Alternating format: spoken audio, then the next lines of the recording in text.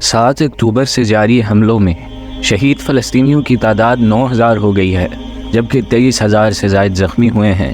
شہداء میں سے 73% بچے، خواتین اور عمر رسیدہ افراد ہیں۔ اقوام متحدہ کے ادارہ برائے اطفال یونیسیف کا کہنا ہے کہ غزہ میں ہر 10 منٹ میں ایک بچہ شہید ہو رہا ہے۔ ہر روز 420 سے زائد بچے اسرائیلی بمباری سے شہید یا زخمی ہو رہے ہیں۔ اتنی تباہی کے باوجود اسرائیلی وزیراعظم نیتن یاہو اور امریکی صدر جو بائیڈن نے جنگ بندی کا امکان مسترد کرتے ہوئے کہا کہ حماس سے دشمنی ختم کرنے پر اتفاق نہیں کریں گے۔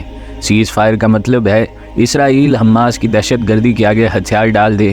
جب تک غزہ میں ایک بھی فلسطینی باقی ہے، جنگ جاری رہے گی۔ امریکہ اسرائیل کی حمایت میں اندھی جانبداری کا مظاہرہ کر رہا ہے۔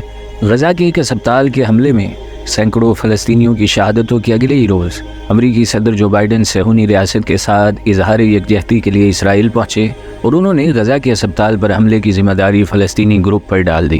اقوام متحدہ کی سلامتی کونسل میں غزہ میں جنگ بندی کی قرارداد امریکہ نے ویٹو کر دی۔ سلامتی کونسل میں غزہ میں جنگ بندی کی قرارداد برازیل نے پیش کی تھی۔ امریکہ نے دوسری بار سلامتی کونسل میں غزہ جنگ بندی قرارداد کو ویٹو کیا ہے۔ اس سے پہلے روس اور برازیل نے جنگ بندی کی قرارداد پیش کی تھی۔ برطانوی وزیراعظم رشی سونک نے اسرائیل کا دورہ کرتے ہوئے وزیراعظم بنیامین نیتن یاہو سے کہا کہ آپ کو جیتتے ہوئے دیکھنا چاہتے ہیں۔ مشکل وقت میں دوست کی حیثیت سے اظہار یکجہتی کے لیے اسرائیل اور اسرائیلیوں کے ساتھ کھڑے رہیں گے اور چاہتے ہیں کہ اس جنگ میں اسرائیل جیتے۔ جناب سراج الحق امیر جماعت اسلامی پاکستان نے منصورہ میں غزہ کی صورتحال پر گفتگو کرتے ہوئے کہا کہ غزہ میں 24 دنوں سے اسرائیلی بمباری جاری ہے، لیکن اسلامی دنیا کے حکمرانوں نے فلسطین کی مدد کے لیے اقدامات نہیں کیے۔ حکمرانوں کے ضمیر جگانے کی جدوجہد جاری رکھیں گے۔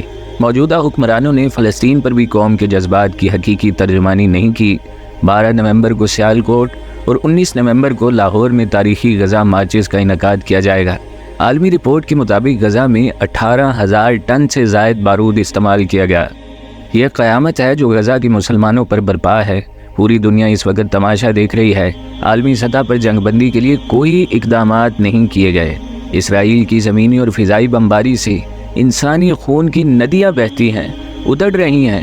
کھنڈر بنی غزہ کی سرزمین آج شرف انسانیت کی بے توقیری پر دہائی دے رہی ہے، اور انسانی حقوق کے چیمپئن ممالک اور اداروں سمیت دنیا کے کسی کونے سے کوئی تحریک نظر نہیں آ رہی جو فلسطینیوں کے قتل عام کے لیے اٹھنے والے اسرائیلی قدم اور ہاتھ روک سکے۔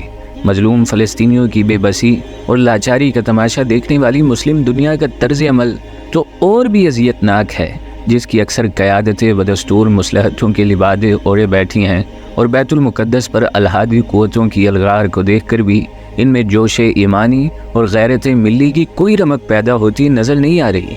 چیف الیکشن کمشنر سکندر سلطان راجہ کی زیر صدارت الیکشن کمیشن کے اجلاس میں فیصلہ کیا گیا کہ عام انتخابات جنوری 2024 کے آخری ہفتے میں کرائے جائیں گے۔ 30 نومبر کو حلقہ بندیوں کی حتمی فہرست جاری کر دی جائے گی۔ بعد ازاں 54 دن کے الیکشن پروگرام کے بعد عام انتخابات کرا دیے جائیں گے۔